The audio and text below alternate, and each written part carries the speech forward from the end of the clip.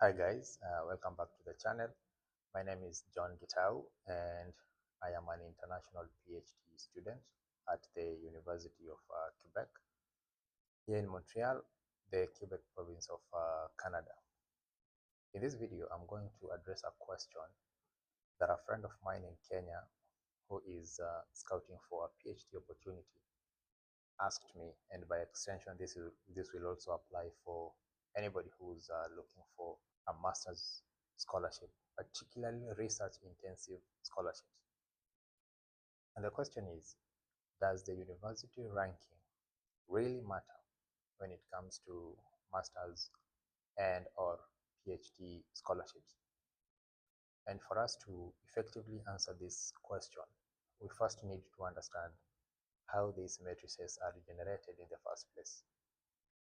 Ideally, there are four main parameters or matrices that are considered when it comes to ranking universities.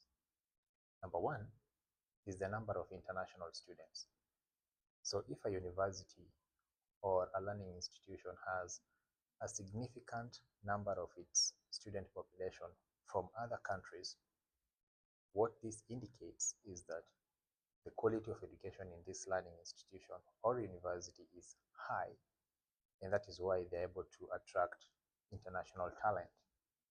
By that fact, the university will rank higher compared to a learning institution or a university that does not have a significant number of international students. Number two is the faculty to student ratio.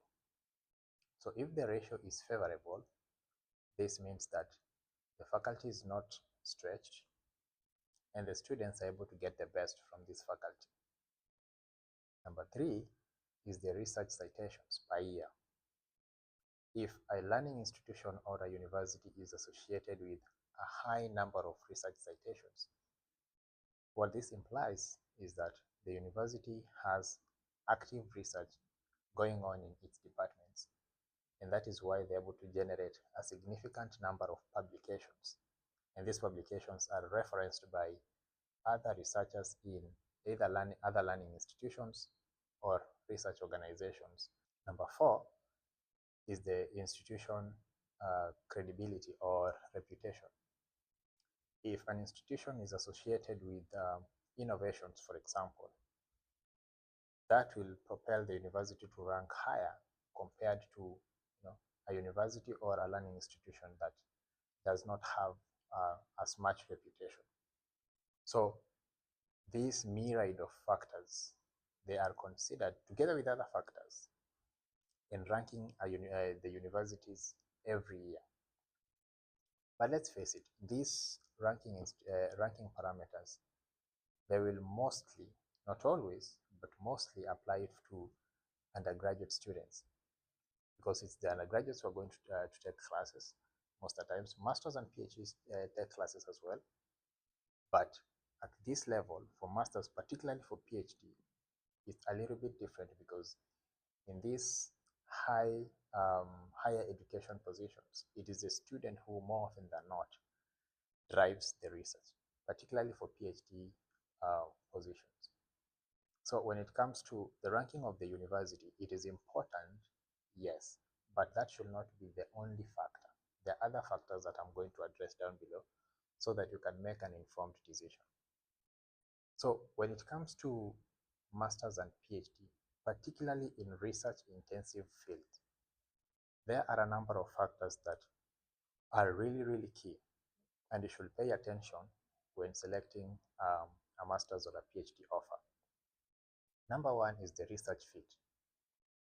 Are you interested in this particular field? Are you at sync with the supervisor, more importantly? If that is the case, you can be able to make an informed decision, because you'll be able to look at the track record of this research laboratory. Because remember, for masters and PhD, you will be associated with a particular research group, not just the institution, as a whole.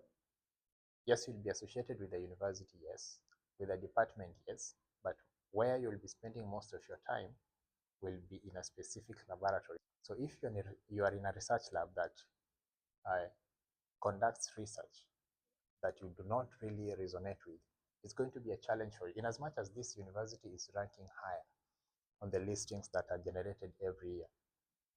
Number two is the quality of supervision.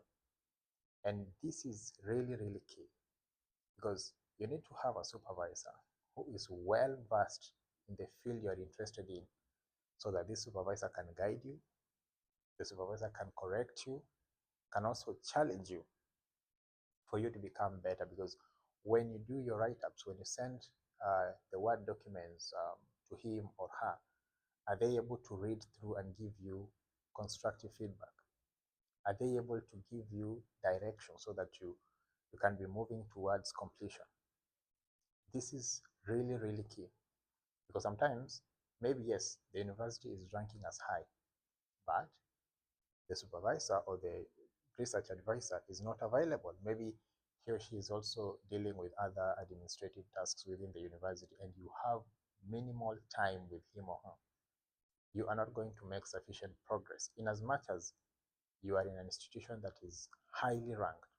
So there are many, many factors that you have to consider. Even as we speak about supervisors, are they able to, direct you to resources that will be useful? For example, here in Canada, you're given platforms. For example, if you do bioinformatics by the government, are they part of such consortia, so that you get resources, computational resources that you need to run your work? So those are the small, small details you're supposed to look. The other factor is, are they collaborating enough? Because remember, especially if you want to build your career in science, you need to learn from your supervisor and leverage on the networks that are available to him or her for you to grow. So it's very easy for you to understand this. If you look at the publication record, if you look at the number of people associated with the publication, that will give you a rough idea of, okay, so this is how much my supervisor or potential supervisor is collaborating out there. And these are the opportunities for me also to tap into and to grow my own self. Because remember, you're here for a specific time, and once the time elapses, you'll be out there trying to maybe secure a postdoc or a PhD if you're doing a master's. So you should not just look at the university ranking per se, look at all these factors in a holistic approach. So I hope this helps. I hope this gives you an indication of the factors you're supposed to consider, or you should be considering, other than purely the university ranking. So thank you so much for watching, and see you in the next one.